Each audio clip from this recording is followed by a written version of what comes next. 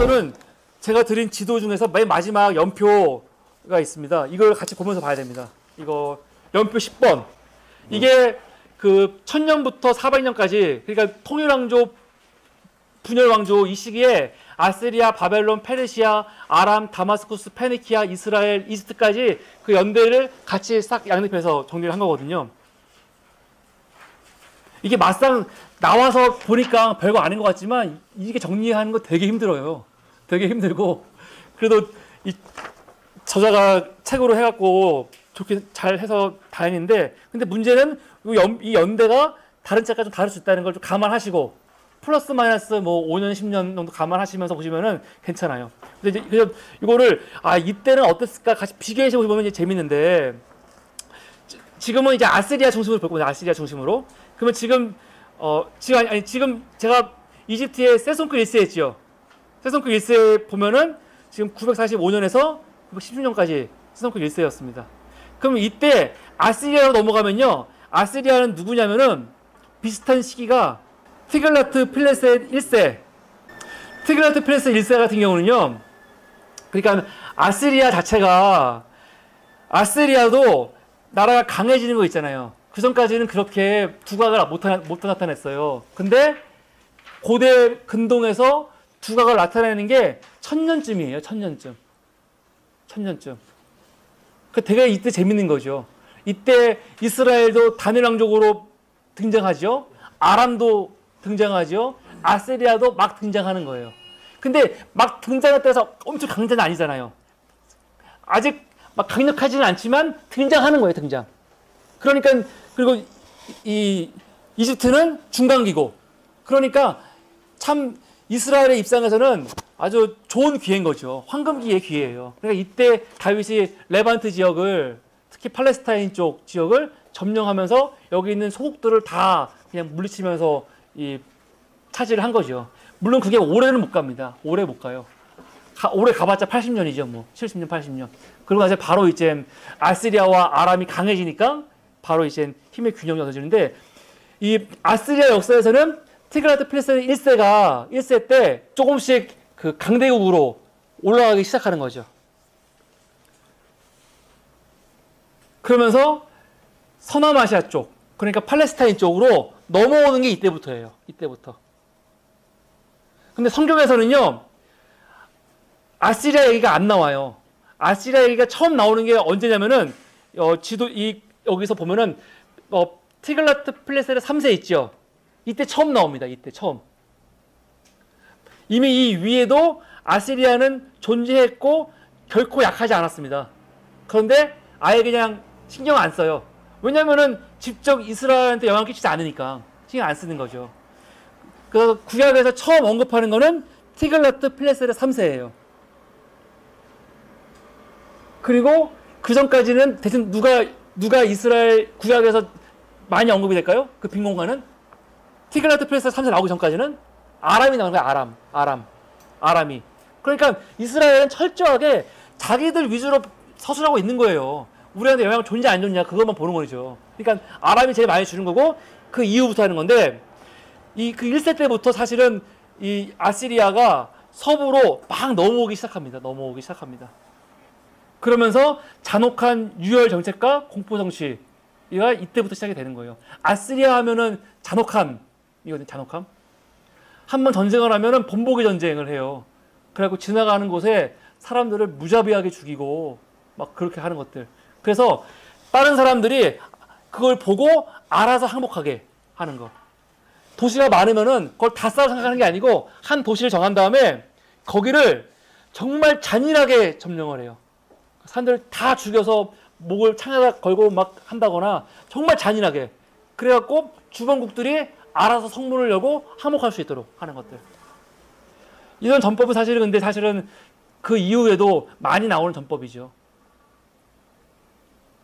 이게 대표적인 게 이런 거였습니다. 이런 면에서 페르시아와 완전 다른 거죠. 페르시아는 이렇게 안 했어요. 페르시아는. 나중에 다음 주에 하겠지만, 페르시아의 기본 정책은 관용책이었죠. 관용책. 페르시아가 참 멋진 국가예요. 사실은요. 진짜로.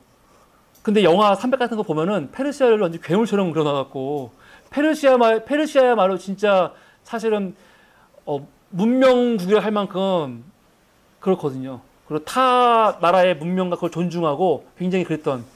그러니까 페르시아의 유산은 되게 크죠. 그럼 아시리아는 그렇게 공포정치로 했던 거죠. 근데 아시리아가 사람들이 말하는 것처럼 또 되게 잔혹하고 뭐 무식하고 그렇게 따지면 안 되는 게, 이거는 어차피 전쟁 전책이었고, 아시리아는 기록 문화에 있어서 굉장히 중요한 역할을 했습니다. 기록 문화. 우리가 이렇게 공부할 수 있는 이유는요, 다 아시리아 때문이에요, 사실요. 지금부터 하는 이 역사들 있잖아요. 이거는 거의 연도가 논쟁이 안 돼요. 왜냐면 비문으로 워낙 많아가지고. 아시리아 같은 경우는 왕들이 나오잖아요. 그럼 무조건 하는 게 기록 먼저예요, 기록. 그러니까 돌 하나 만들어 놓고 자기 기록을 뭐 마지막 날 다 쓰는 게 아니고, 마치 사가들이 하루하루 글 쓰는 것처럼 1년 했다. 그럼 1년 거 글 쓴 거 놓고 또 사건이 있으면 그 뒤에 연장해서 쓰고 막 그러는 거예요. 그러니까 그 내용이 굉장히 구체적이고 그리고 자세해요. 자세합니다. 그러니까 왕들마다 다 비석이 하나씩 있고, 기본적으로 비문들이 있고, 그리고 거기에 기록들이 굉장히 꼼꼼하게 다 되어 있어요.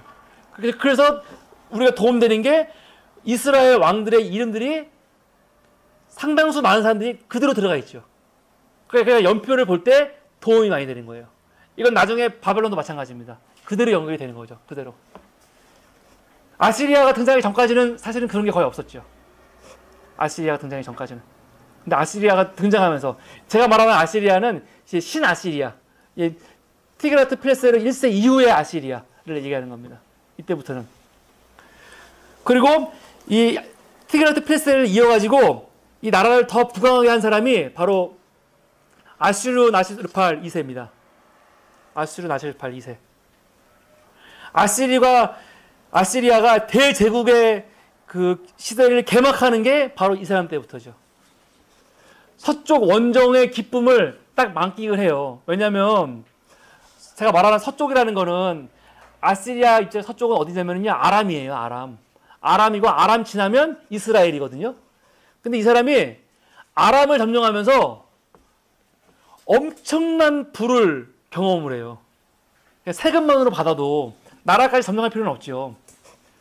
나라까지 점령하는 거는 오히려 비용이 더 많이 듭니다. 비용이. 사람들을 보내야지요. 반란이 일어나면 싸워야 되죠. 이건 무식한 방법이에요, 사실요.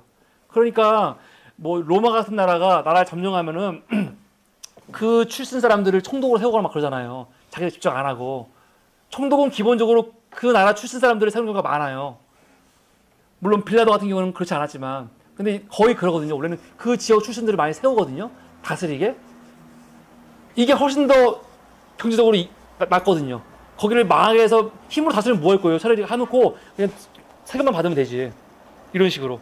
그래서 하다 보니까 이 자기들의 이 부는 결국 서쪽 지방을 통치하는 게 중요하다. 메소포타미아 갖고는 안 되고, 동쪽은 뭐 갈 데가 없고, 그러니까 결국은 이때부터 아시리아는 모든 메소포타미아 국가들은 다 서쪽으로 넘어오는 거를 하는 거죠. 그래서 무역 이권, 그리고 경제적인 강탈을 하는 게 이때부터죠. 그러면서 이 사람이 칼후를 건축해요. 칼후는 보통 니무롯이라고 하죠. 니무롯. 성경에 나오잖아요. 니무롯. 이게 도시 이름이거든요. 림루드라고 명칭을 지금은 그렇게 하는데, 칼후. 이게 어디에 있냐면은 위치가 니네베 남쪽에 있습니다. 니네베가 니느웨지요. 전 처음 공부할 때는 니네베가 뭔지 되게 헷갈리더라고요. 딱 느낌이 니네베가 니느웨 같긴 한데 같은 건지 아닌 건지 찾는데, 니네베가 니느웨입니다. 니느웨. 아시리아의 수도인 니느웨. 이 남쪽에 위치해 있는 거예요. 이게 림도 비슷한 위치에 있습니다. 살만에셀 1세 때 건설을 하죠, 여기를. 그리고 기원전 865년에 여기 이제 봉헌식을 하는데 7만 명이 참석해서 그 봉헌식을 해요. 7만 명이. 엄청난 숫자입니다. 각 지역의 귀족을 다 부르는 건데, 거기에 재밌는 거는 1만 6천 명을 그 지역에서 살 사람들을 자기가 점령한 지역에서 사람들 다 끌고 와요. 그러니까 아시리아의 기본 정책이에요, 그게. 백성들을 들어가면은, 그러니까 이게 통하는 거예요. 아시리아의 기본 정책은 그 땅을 자기네 제국으로 편입시키는 거잖아요. 편입이요. 편입을 시키려면은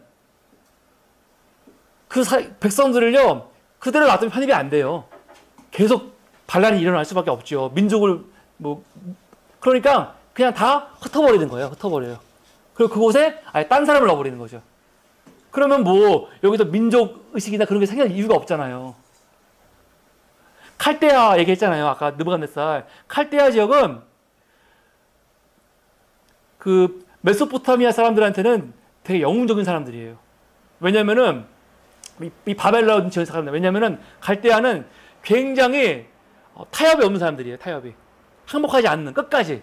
그러니까 아스리아 입장에서는 정말 골치 아픈 이 도시였어요. 이 지방이 칼데아 지역이. 그러니까 그런 지역을 사실은 원래 어떻게 해야 되냐면 다 흩어버리면 되는데 거긴 그렇게 못한 거죠. 감히. 그러니까 되게 잔인한 사람들이에요. 아예 잔인한 사람들이죠. 나라를 다 흩어버리니까. 아니 사실 다 같은 거죠. 그러니까 이스라엘전 끝난 다음에 연합군이 제일 처음에 한 게 뭐예요? 독일을 다 찢어버렸잖아요. 왜냐면 합치면 너무 강해지니까. 그러니까 그런 것들이 뭐냐면 이거 똑같은 거예요. 힘을 못 다치게. 그렇죠. 이게 끌고만 가는 게 아니고 또 딴 사람을 채워놓잖아요. 이렇게 채워놓고. 그러니까 사마리아인의 역사가 그래서 나오는 거 아니에요. 이게. 그러니까 이게 되게. 근데 여기서 우리가 하나 오해하는 게 있는데 이거는 다음 주에 하긴 할 건데 포로를 끌고 가잖아요. 그럼 보통 뭐라고 하냐면 바벨론 포로, 바벨론 막 그런 식이 하거든요. 이 표현은 틀린 표현이에요. 사실은. 바벨론 포로가 아니에요. 그냥 바벨론 이주라고 해야 돼요. 왜냐면 그 사람들이 끌고 가서 노예처럼 산 게 아니에요. 자유시민으로서 산 거예요. 자유시민으로서. 자치권을 가지고 노예처럼 막 매맞으면서 산 게 아니라고요. 근데 우리는 너무 바벨론 포로 얘기할 때 너무 쉽게 바벨론 포로 하면서 마치 끌고 가서 막 노예처럼 그게 아니에요. 절대 아닙니다. 그건 이미 연구가 많이 되어 있어요. 뭐 다음 주에 하겠습니다. 그러니까 그래서 표현을 쓸 때 그래서 제 책에는 제가 바벨론 포로라는 표현을 안 썼어요. 일부러. 바벨론 이주라고 썼고 그 이유를 이렇게 썼는데 바벨론 이주가 맞습니다. 이주. 그리고 이것도 다 이주예요. 이주. 그러니까 이 메소포타미아의 기본 정책은 다 이주시키는 거예요. 땅과 민족을 그냥 훑어버리는 게 기본 정책이죠. 근데 고레스, 페르시아는 그렇지 않아요. 오히려 그것보다 햇볕 정책. 그냥 잘 살게 하는 거. 잘 살게 하고 세금 잘 내고 그렇게 하는 게 근데 이게 사실은 통해요. 왜냐면은 이거 어떻게 할 수 있냐면요. 제가 말 타면 안 되는데 그 페르시아가 결국은 그리스 때문에 망하는 거 아니에요. 그리스 때문에. 알렉산더 대왕이 페르시아 점령하는 거 아닙니까? 근데 페르시아가 먼저 이 땅을 점령할 때는 아까 말한 페니키아 지역들 있죠. 페니키아 지역들이 먼저 항복을 했어요. 근데 네, 페르시아한테 항복했어요. 아무도 싸움을 일부러 하라고 안 했어요. 바벨론까지도 고레스 왔을 때 성문 열어줬잖아요. 그냥. 얼마나 쉽게 했어요. 고레스는 막 싸우고 전쟁하던 사람이 아니에요. 근데 그게 이미 신뢰가 쌓인 거죠. 페르시아하고는요. 그게 어떻게 하는지. 그 이유도 마찬가지고. 근데 알렉산더도 사실은 잔혹한 왕이 아니에요. 문 열어주면은 존중하고 관대했던 사람이거든요. 특히 유다가 그걸 잘했지요. 유다가 처음에는 알렉산더한테 막 대응하다가 이거 아닌 것 같아 해갖고 알렉산더가 유다를 없애버리고 오르는 순간에 사람들이 다 나가갖고 맞이했잖아요. 맞이하면서 그 대제사장이 내가 꿈 중에 당신을 봤습니다. 막 그러거든요. 되게 기분 좋게. 그러니까 알렉산더가 이 유다의 자치권을 인정해 주거든요. 관대했던 사람이에요. 알렉산더요. 그런데 두로 같은 경우는요. 끝까지 알렉산더한테 항복 안 했잖아요. 그리고 아주 그냥 초토화된 거예요. 그래서 3,000명이 십자가에 못 박혀 죽고 막 그랬거든요. 그러니까 이런 거 다른 거죠. 그러니까 페르시아는 관대했던 곳이에요. 햇볕 정책의 아주 성문적인 표본이라고 할 수 있죠. 물론 이제 뒤로 가면 좀 달라지긴 달라지죠. 제국이니까. 제국은 기본적으로 제국 이꼴 기본으로 폭력성이 있는 거죠. 하나의 제국 안에는 이미 폭력이 담겨 있을 수밖에 없는 거니까 있는데 그래도 고대 시대 때는 기본적으로 이렇게 하지 않았어요. 문화 존중해주고 종교 존중해주고 다 살게 했습니다. 그래서 우리가 잘 모르는 것 중에 하나가 뭐가 있냐면 페르시아가 망하고 없어진 게 아니죠. 나중에 그렇게 연결된단 말이에요. 타산도 페르시아 막 연결되거든요. 우리는 기독교 역사 하면은 어떻게 알고 있습니까? 콘스탄틴 대제 쪽으로 해가지고 유럽 쪽의 기독교만 알고 있잖아요. 이거는 완전히 기독교의 한 면만 아는 거예요. 실제로는요, 콘스탄틴 대제가 기독교 공인했지요. 공인하면 얼마나 좋아요. 기독교인들 다 살 것 같잖아요. 엄청나게 많은 기독교인들이 콘스탄틴 대제를 피해가지고 오히려 페르시아로 도망갔어요. 종교가 다른데. 그럼 페르시아에서는요, 그 기독교인들의 종교를 그냥 인정해주고 살게 했어요. 그래서 페르시아 안에서는요, 종교가 다르지만 페르시아 치하에서 기독교인들의 역사가 쭉 이어지거든요. 쭉 이어져요. 이게 대단한 거죠. 그러면서 그때 서유럽에서 우리가 알고 있는 뭐 아리스토텔레스라든가 이런 철학들이 다 들어가는 거예요. 그래서 십자군 원정 이후에 서유럽이 엄청난 지적인 발전을 하는 게 그때까지는 이스라엘을 못 따라갔어요. 근데 유럽이 원래 이스라엘이 훨씬 발전했어요. 근데 십자군 원정 이후에 유럽이 지적으로 발전하는 게 왜 그러냐면은 십자군 원정 이후에 이슬람으로부터 누굴 받아들이냐면은 아리스토텔레스를 받아들여요. 웃기죠? 유럽으로 들어온 게 아니에요, 아리스토텔레스가. 아리스토텔레스 철학이 오히려 이슬람을 통해서 들어온 건데, 그 이슬람을 갈 때 어디서 간 거냐면은 그 유럽에 있던 기독교인들이 콘스탄틴 대제를 피해가지고 시리아로 도망갔잖아요. 페르시아로 도망갔잖아요. 그 사람들이 만들어 놓은 학문적 토대가 쌓이면서 나중에 무슬림하고 결합을 한 거거든요. 그게 다시 들어오는 거예요. 그러니까 그건 모든 기본이 어디서 오냐면 그건 기독교 쪽에서 온 거란 말이에요. 그렇게. 그러니까 페르시아가 그 정도로 타종교에 관대했다는 거죠. 그러니까 뭐 페르시아 무슬림이니까 기독교 박해하고 죽을래, 그게 아니라는 거예요. 오히려 그 콘스탄틴 대제 밑에서 이단 논쟁이 있으면서 너 나와 달라? 예수 논쟁, 그 기독론 논쟁 같은 거 달라? 다 죽어. 그것보다 오히려 너희들보다 제가 낫다 일로 간 거죠, 다. 이런 것들. 그러니까 그런 게 있습니다. 자, 그래서 중요한 거는 이렇게 16,000명을 이송해갖고 그때 같이 했고, 그 다음에 중요한 사람이 살만 에세르 3세가 아주 중요하죠. 그 다음 왕인. 이 사람 때 사실은 실제적으로 굉장히 실제로 이스라엘까지 점령에 들어와가지고 이제 영향을 미치는 게 바로 살만 에세르 3세 때라고 보시면 됩니다. 북시리아와 아나톨리아를 점령해버리죠, 이때. 그리고 북시리아와 아나톨리아를 점령하니까 북시리아와 좀만 내려가면은 뭐가 있냐면 시리아가 아람이잖아요. 아람이 다 망한 건 아니에요. 남쪽 아람이 있을 거 아니에요. 이게 대표적인 게 다메섹 아람이거든요. 다메섹 아람을 중심으로 해갖고 이거 안 되겠다 해서 아시리아에 대한 반대 동맹이 딱 맺어지는 거예요. 동맹이. 그래서 그때 나오는 사람이 아합이에요. 아합이 이때 비문에 처음 등장하죠. 우리 교재 중에 514페이지에 나오는 비석이 있습니다. 이 비석이 쿠르크 석비라고 합니다. 쿠르크 석비. 이 쿠르크 석비에 아합이 등장해요. 아합이. 근데 여기에는 뭐가 등장하냐면 그 동맹국 있잖아요. 동맹국과 싸우는데 살만에스 3세가 카르카르라고 있습니다. 카르카르. 아까 그 하맛 위에 보면은 우가리티 옆에 카르카르라고 있어요. 카르카르. 그 카르카르까지 가갖고 싸운 거예요. 이때 이 아시리아가. 근데 카르카르에서 결국 진 거죠. 이 연합군한테. 카르카르. 근데 졌는데 그 진 걸 기록을 남길 때 내가 누구와 어떻게 싸웠다 그 기록을 남긴 거예요. 그래서 그 내용을 보면은 막 누가 보병이 얼마고 기병이 얼마고 전차가 얼마고 그런 내용이 막 나옵니다. 그러면서 나오는 게 아합이 전차 2,000대를 보냈다. 뭐 그런 게 나와요. 아합. 이 비문의 내용은 성경에 없어요. 그러니까 지금 이 살만에서 3세가 말하는 이 전쟁 있잖아요. 이거를 카르카르 전쟁이라고 하거든요. 이 카르카르 전쟁이 구약에는 기록되어 있지 않아요. 그러니까 구약에 빠져있는 그 빈 공간의 역사가 여기에 채워놓는 거예요. 이때가 BC 853년경입니다. 3년경. 근데 이 해가 어떤 해냐면은 다메섹과 이스라엘이 결별하는 해예요. 결별. 그러니까 딱 보면은 전쟁을 이겼죠. 이겼는데 이기고 나서 바로 결별하면서 길르앗 나몰에서 아합과 다메섹이 싸움을 해가지고 결국 아합이 죽잖아요. 이게 같은 해예요. 거의 같은 해예요. 그러면서 이 동맹도 깨지는 거죠, 결국. 근데 이 동맹이 꽤 오래 가요. 아합은 죽었지만, 그리고 원래 이때 아람의 왕은 그 바르하드드, 그러니까 베나닷 2세예요. 그런데 이 석비에서는 좀 내용이 잘못된 게 뭐냐면, 이 왕 이름을, 바르하드드라고 쓰지 않고, 아다드 이드리라고 표기를 했어요. 아다드 이드리. 이 사람이 하사엘을 얘기하는 건지 잘 모르겠는데 하여튼 표기가 그래요. 그래도 이거는 우리가 보니까 이거는 베나닷 2세다 알 수 있는 거죠.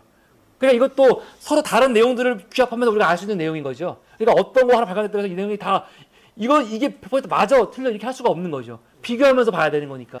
그래서 제위 18년까지 이때가 살만에서 제위 6년이거든요. 6년 때 전쟁에 실패하고 18년까지 1호부터 12년간 못 쳐들어가요.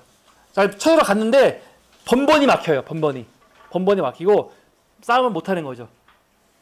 그러다가 결국 다시 재침공해가지고 점령을 합니다. 점령을 하는데 이때가 845년이잖아요. 이 침공한 이후에 다마스쿠스의 베나닷 2세가 죽고 하사엘이 왕이 되는 거고요. 그리고 그 다음엔 이스라엘에서 모압이 독립을 하거든요. 모압이 독립을 해요. 그러니까 이스라엘도 이거 알 수 있는 게 팔레스타인 동맹이 깨지는 게 보이잖아요. 되게 약해지는 거죠. 아람에서는 이거 찬탈이 일어나면서 허약해지는 거고, 아까 그 길르앗 라못에서 아합이 죽고 있었지만 그럼에도 불구하고 동맹이 막 한 번에 깨지진 않아요. 왜냐면 더 강력하게 나타나면 계속 합쳐지니까. 그런데 두 나라가 큰 문제가 생기는 거예요. 이 다마스쿠스에서는 뭐 찬탈이 일어나면서 흔들리는 거고, 이스라엘도 아합이 죽은 이후에 굉장히 세가 약해지면서 그의 그런 종속되어 있던 모압 같은 나라들이 분리해 나가는 거죠. 분리해 나갑니다.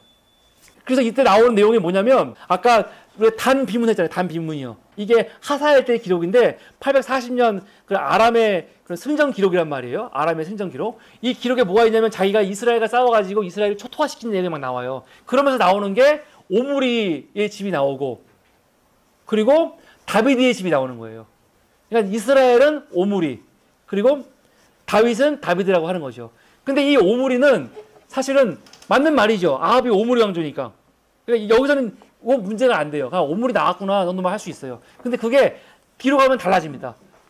이건 좀 이따 말씀드릴 건데, 또 하나 보고 싶은 게 메사비문이 있어요. 메사비문은 1828년에 발견된 비문인데, 모압 왕 메사가 자신의 업적을 만들어 놓은 비문이에요. 근데 아까 우리가 말했지만 모압이 이스라엘에서 독립했죠. 독립한 어간에 만들어진 거예요, 실제. 그래서 여기에 보면은 자기가 오므리와 아합한테서 어떻게 박해를 받았고 어떻게 독립을 했는지가 기록되어 있어요. 그러니까 외부 증거에 의해서 아합 가정, 오므리 가정이 완벽하게 증거되는 이야기죠. 제가 하나 잘못했습니다. 아까 단 비문 있죠. 단 비문에서는 남유다를 이 다비드의 집이라고 말하고 있고요. 이스라엘은 그냥 이스라엘이라고 말하고 있습니다. 그냥 이스라엘. 아직까지는 오므리 얘기 안 해요. 근데 오므리 얘기는 언제 나오냐면은 메사비문에서 나와요. 메사비문. 이때 아합이 언급이 되는 거예요. 그러니까 이거 가지고 아까 성경에 그 살만에살 3세 이야기하고, 그리고 지금 그 이후에 이스라엘 역사 성경에 나와 있는 이 모압이 이거 아합 오므리 왕조를 버리고 나가는 이야기 같은 게 증명이 되는 거죠. 실제예요, 실제. 이게 메사 비문입니다. 메사 비문이라고도 하고 모압 비문이라고도 해요. 이 비문. 그러면 이거 연관해서 하나 더 봐야 되는 게, 지금 우리가 살만에서 3세 했잖아요. 오벨리스크, 블랙 오벨리스크. 아까 이 목사님이 발제하셨는데 조금 이건 넘겨서 보면은 아니다. 이것도 살만에서 3세 때 만든 거예요. 블랙 오벨리스크가. 근데 이건 언제 만든 거냐면, 살만에서 3세가 계속 이 팔레스타인에 못 들어왔잖아요. 이 연합군 때문에 못 들어오고 한참 있다가 아람도 약해지고 이스라엘도 모압 분리하고 약해진 다음에 들어와서 점령을 한단 말이에요. 근데 그때는 이미 오므리 왕조가 끝났을 때예요. 그러니까 예후가 이스라엘에서 반란을 일으키잖아요. 그렇죠? 성경 보면 반란을 일으키잖아요. 근데 예후 이야기가 그 이후에 별로 안 나와요. 근데 요 블랙 오벨리스크는 구약에 없는 내용이 담겨 있죠. 뭐냐면 아시리아가 예후까지 점령을 한 거예요. 이스라엘까지. 그래가지고 이 비문에 보면은 그림이 그려져 있는데 그림 중간에 보면은 옆에 이런 그림이 있습니다. 지금 누군가 사면에서 3세에게 절하고 있죠. 이 절하고 있는 이 사람이 예후예요. 이스라엘 왕 예후. 기록이 되어 있어요. 예후라고. 정확하게. 예. 그러니까 이거 되게 유명한 비문입니다. 그러니까 이걸 보면서 알 수 있는 거는 또 구약에 없는 내용이 하나 더 추가된 거죠. 근데 이때 우리가 알아야 될 거는 예후 같은 경우는요. 본인이 직접 자기가 아람과 대적해가지고 힘을 합쳐가지고 싸우다가 망한 게 아니고 본인이 알아서 이거 복종을 충성을 한 거라고 봐야 돼요. 그런 식으로 거의 보고 있습니다. 예후 때는. 그런데 이때 재밌는 거, 이 블랙 오벨리스크에서 예후를 뭐라고 표현하느냐? 네? 오므리의 아들이라고 표현해요. 오므리의 아들. 아까 메사도 오므리가 나왔잖아요. 근데 메사는 오므리라고 해도 돼요. 왜냐면 메사가 진짜로 독립했을 때 그 왕조가 오므리 왕조거든요. 근데 그 이후에 블랙 오벨리스크의 이 왕조는 오므리 왕조가 아니잖아요. 오므리 끝났어요. 예후 왕조지 오히려. 새로운 왕조라고요. 새로운 왕조. 근데 그 이후에도 오므리는 이미 끝났는데 곳곳에서 이스라엘을 가리킬 때 오므리 그런 경우가 많아요. 그만큼 오므리는 이스라엘 이 주변 메소포타미아 국가들한테 굉장히 강력한 인상을 준 왕조인 거죠. 그래서 이스라엘은 오므리 그런 식으로 표현이 많이 됐다는 것을 우리가 알 수가 있습니다. 그 다음에 이제 등장하는 중요한 사람은 아다드 니나리 3세입니다. 이때 아마 아시리아가 그 티글라트 필레스 3세 나오기까지 제일 전성기였죠. 이때까지가 전성기고 이 사람이 죽은 다음에 아시리아가 한 50년간 또 완전히 갑자기 또 쇠락기에 들어가요. 그래서 이 사람 때 뭘 했냐면 전쟁을 하는 방식을 완성을 했어요. 특히 도시 전쟁하는 거, 도시.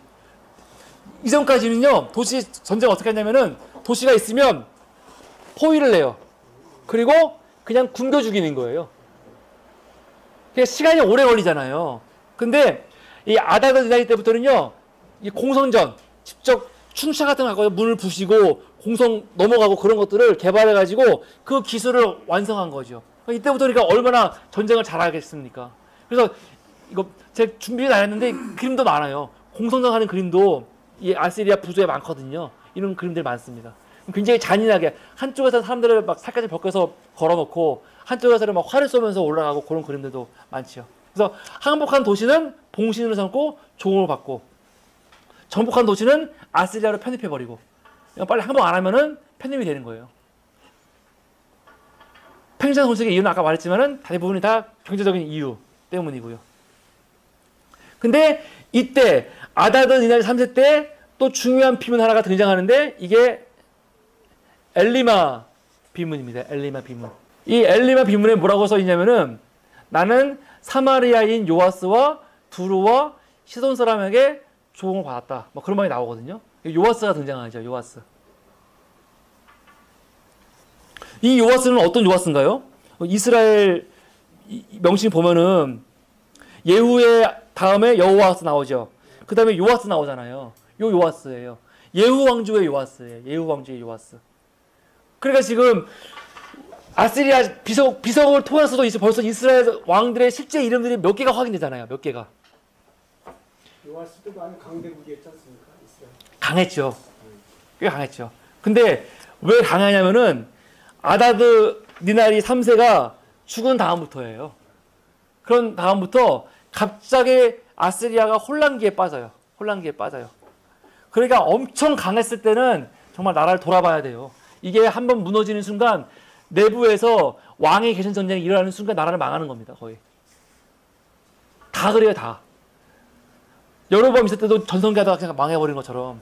그래서 실제로 이 아다드 니나리 3세 이후에 아스리아가 약해지잖아요. 그러면 지도 한번 볼게요. 아다드 니나리가 다음에 누굽니까? 살만 4세죠. 이때가 7, 8, 2죠. 이때 이스라엘 왕이 누군지 한번 봐보세요. 대략. 여로보암 2세, 여로보암 2세 아니에요. 요아스하고 여로보암 2세죠. 아까 말씀드렸죠. 여로보암 2세 때 이스라엘 최전성기였다고. 이게 가능한 이유가 아시리아가 이렇게 강하게 들어오던 아시리아가 한 4, 50년간 그냥 완전히 침체기에 빠져버리는 거죠. 그러니까 이 반작용으로 이스라엘은 엄청나게 성장하면서 하마까지 점령하는 게 되는 겁니다. 근데 성경은 이스라엘 별로 이렇게 신명리 사가들한테는 관심이 없어요. 여기에 대해서. 북이스라엘 자체를 인정을 안 하니까요, 별로. 그리고 또 이 사람이 아다드 니나리 때 권력을 셌지만 워낙 주변에서 문제가 많으니까 바벨로니아 같은 경우도 문제가 많았거든요. 그리고 포로를 다 귀환시키잖아요, 그냥. 이런 정책을 피고.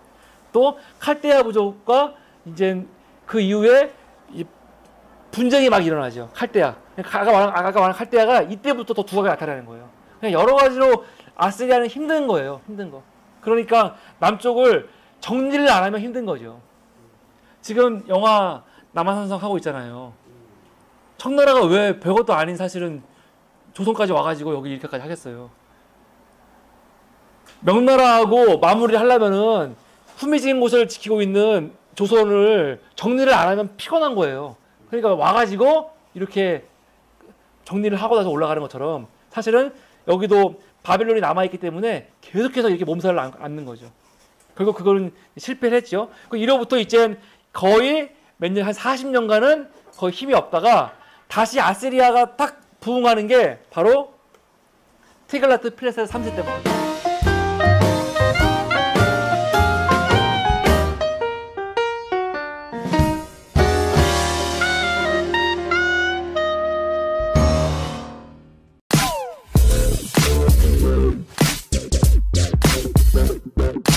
지금부터는 제가 드린 지도 중에서 맨 마지막 연표가 있습니다. 이걸 같이 보면서 봐야 됩니다. 이거 연표 10번. 이게 그 1000년부터 400년까지 그러니까 통일왕조, 분열왕조 이 시기에 아시리아, 바벨론, 페르시아, 아람, 다마스쿠스, 페니키아, 이스라엘, 이집트까지 그 연대를 같이 싹 양립해서 정리를 한 거거든요. 이게 막상 나와서 보니까 별거 아닌 것 같지만 이게 정리하는 거 되게 힘들어요. 되게 힘들고 그래도 이 저자가 책으로 해갖고 좋게 잘 해서 다행인데 근데 문제는 이 연대가 다른 책과 좀 다를 수 있다는 걸 좀 감안하시고 플러스 마이너스 뭐 5년 10년 정도 감안하시면서 보시면은 괜찮아요. 근데 이제 그래서 이거를 이때는 어땠을까 같이 비교해서 보면 이제 재밌는데 지금은 이제 아시리아 중심으로 볼 겁니다. 아시리아 중심으로. 그러면 지금 제가 이집트의 세손크 1세 했죠. 세손크 1세 보면은 지금 945년에서 916년까지 세손크 1세였습니다. 그럼 이때 아시리아로 넘어가면요. 아시리아는 누구냐면은 비슷한 시기가 티글라트 필레세 1세. 티글라트 필레세 1세 같은 경우는요. 그러니까 아시리아 자체가 아시리아도 나라가 강해지는 거 있잖아요. 그 전까지는 그렇게 두각을 못 나타냈어요. 근데 고대 근동에서 두각을 나타내는 게 1000년쯤이에요. 1000년쯤. 1000년쯤. 그 되게 이때 재밌는 거죠. 이때 이스라엘도 단일 왕족으로 등장하죠. 아람도 등장하죠. 아시리아도 막 등장하는 거예요. 근데 막 등장했다 해서 엄청 강자는 아니잖아요. 아직 막 강력하지는 않지만 등장하는 거예요. 등장. 그러니까 그리고 이 이집트는 중간기고 그러니까 지나가는 곳에 사람들을 무자비하게 죽이고 막 그렇게 하는 것들. 그래서 다른 사람들이 그걸 보고 알아서 항복하게 하는 거. 도시가 많으면은 그걸 다 싸워 생각하는 게 아니고 한 도시를 정한 다음에 거기를 정말 잔인하게 점령을 해요. 사람들 다 죽여서 목을 창에다 걸고 막 한다거나 정말 잔인하게. 그래갖고 주변국들이 알아서 성문을 열고 항복할 수 있도록 하는 것들. 이런 전법은 사실은 그 이후에도 많이 나오는 전법이죠. 이게 대표적인 게 이런 거였습니다. 이런 면에서 페르시아와 완전 다른 거죠. 페르시아는 이렇게 안 했어요. 페르시아는. 나중에 다음 주에 하겠지만 페르시아의 기본 정책은 관용책이었죠. 관용책. 그러니까 페르시아가 참 멋진 국가예요, 사실은요. 진짜로. 근데 영화 300 같은 거 보면은 페르시아를 완전 괴물처럼 그려놔갖고 페르시아야말로 진짜 사실은 문명국이라 할 만큼 그렇거든요. 그리고 타 나라의 문명과 그걸 존중하고 굉장히 그랬던. 그러니까 페르시아의 유산은 되게 크죠. 그럼 아시리아는 그렇게 공포정치로 했던 거죠. 근데 아시리아가 사람들이 말하는 것처럼 또 되게 잔혹하고 뭐 무식하고 그렇게 따지면 안 되는 게, 이거는 어차피 전쟁 전책이었고, 아시리아는 기록 문화에 있어서 굉장히 중요한 역할을 했습니다. 기록 문화. 우리가 이렇게 공부할 수 있는 거 이유는요, 다 아시리아 때문이에요, 사실요.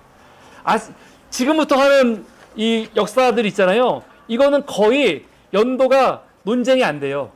왜냐면 비문으로 워낙 많아가지고. 아시리아 같은 경우는 왕들이 나오잖아요. 그럼 무조건 하는 게 기록 먼저예요, 기록. 그러니까 돌 하나 만들어 놓고 자기 기록을 뭐 마지막 날 다 쓰는 게 아니고, 마치 사가들이 하루하루 글 쓰는 것처럼 1년 했다. 그럼 1년 거 글 쓴 거 놓고 또 사건이면 그 뒤에 연장해서 쓰고 막 그러는 거예요. 그러니까 맞거든요.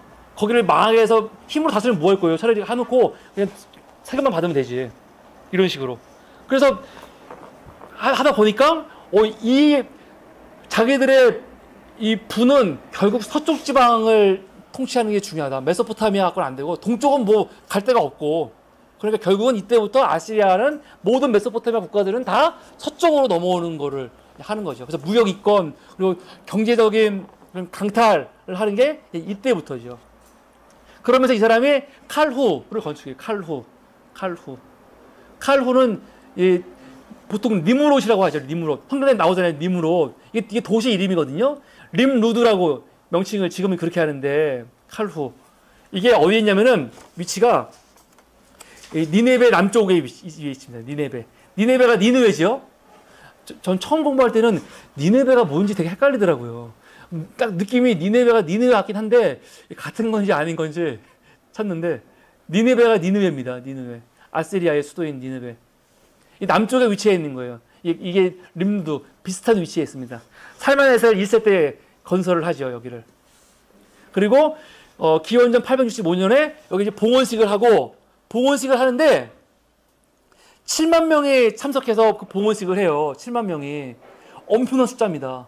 각 지역의 귀족을 다 부르는 건데, 거기에 재밌는 거는 1만 6천 명을 그 지역에서 살 사람들을 자기가 점령한 지역에서 사람들 다 끌고 와요.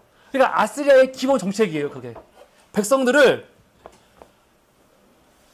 들어가면은, 그러니까 이게 통하는 거예요. 아시리아의 기본 정책은 그 땅을 자기네 제국으로 편입시키는 거잖아요, 편입이요. 편입을 시키려면은 그 백성들을요, 그대로 놔두면 편입이 안 돼요. 계속 반란이 일어날 수밖에 없죠. 민족을, 참, 이스라엘의 입장에서는 아주 좋은 기회인 거죠. 황금기의 기회예요. 그러니까 이때 다윗이 레반트 지역을, 특히 팔레스타인 쪽 지역을 점령하면서 여기 있는 소국들을 다 그냥 물리치면서 차지를 한 거죠. 물론 그게 오래는 못 갑니다. 오래 못 가요. 오래 가봤자 80년이죠. 뭐 70년, 80년. 그러고 나서 바로 이제 아시리아와 아람이 강해지니까 바로 이제 힘의 균형이 얻어지는데, 이 아시리아 역사에서는 티그라트 필레세 1세 때 조금씩 그 강대국으로 올라가기 시작하는 거죠. 그러면서 서남아시아 쪽, 그러니까 팔레스타인 쪽으로 넘어오는 게 이때부터예요. 이때부터. 근데 성경에서는요, 아시리아 얘기가 안 나와요. 아시리아 얘기가 처음 나오는 게 언제냐면은, 여기서 보면은, 티글라트 필레세 3세 있죠? 이때 처음 나옵니다. 이때 처음. 이미 이 위에도 아시리아는 존재했고 결코 약하지 않았습니다. 그런데 아예 그냥 신경 안 써요. 왜냐면은 직접 이스라엘한테 영향을 끼치지 않으니까 신경 안 쓰는 거죠. 그래서 구약에서 처음 언급하는 거는 티글라트 필레세 3세예요. 그리고 그 전까지는 대신 누가 이스라엘 구약에서 많이 언급이 될까요? 그 빈 공간은 티글라트 필레세 3세 나오기 전까지는 아람이 나오는 거예요. 아람이. 그러니까 이스라엘은 철저하게 자기들 위주로 서술하고 있는 거예요. 우리한테 영향 존재 안 좋냐 그것만 보는 거죠. 그러니까 아람이 제일 많이 주는 거고 그 이후부터 하는 건데 그 1세 때부터 사실은 이 아시리아가 서부로 막 넘어오기 시작합니다. 그러면서 잔혹한 유혈 정책과 공포 정치가 이때부터 시작이 되는 거예요. 아시리아 하면은 잔혹함 이거든, 잔혹함. 한번 전쟁을 하면은 본보기 전쟁을 해요. 그 내용이 굉장히 구체적이고 그리고 자세해요. 자세합니다. 그러니까 왕들마다 다 비석이 하나씩 있고 기본적으로 비문들이 있고 그리고 거기에 기록들이 굉장히 꼼꼼하게 다 되어 있어요. 그래서 우리가 도움되는 게 이스라엘 왕들의 이름들이 상당수 많은 사람들이 그대로 들어가 있죠. 그러니까 연표를 볼 때 도움이 많이 되는 거예요. 이건 나중에 바벨론도 마찬가지입니다. 그대로 연결이 되는 거죠. 그대로. 아시리아가 등장하기 전까지는 사실은 그런 게 거의 없었죠. 아시리아가 등장하기 전까지는. 근데 아시리아가 등장하면서 제가 말하는 아시리아는 신아시리아. 티그라트 필레셀의 1세 이후의 아시리아를 얘기하는 겁니다. 이때부터는. 그리고 이 티그라트 필레셀을 이어가지고 이 나라를 더 부강하게 한 사람이 바로 아슈르나시르팔 2세입니다. 아슈르나시르팔 2세. 아시리아가 대제국의 그 시대를 개막하는 게 바로 이 사람 때부터죠. 서쪽 원정의 기쁨을 딱 만끽을 해요. 왜냐하면 제가 말하는 서쪽이라는 거는 아시리아 입장 서쪽은 어디냐면요 아람이에요. 아람이고 아람 지나면 이스라엘이거든요. 근데 이 사람이 아람을 점령하면서 엄청난 부를 경험을 해요. 세금만으로 받아도 나라까지 점령할 필요는 없죠. 나라까지 점령하는 거는 오히려 비용이 더 많이 듭니다. 비용이. 사람들을 보내야지요. 반란이 일어나면 싸워야 되죠. 이건 무식한 방법이에요. 사실요. 그러니까 뭐 로마 같은 나라를 점령하면은 그 출신 사람들을 총독으로 세우거나 막 그러잖아요. 자기가 직접 안 하고. 총독은 기본적으로 그 나라 출신 사람들을 세우는 경우가 많아요. 물론 빌라도 같은 경우는 그렇지 않았지만 근데 거의 그러거든요. 원래는 그 지역 출신들을 많이 세우거든요. 다스리게. 이게 훨씬 더 경제적으로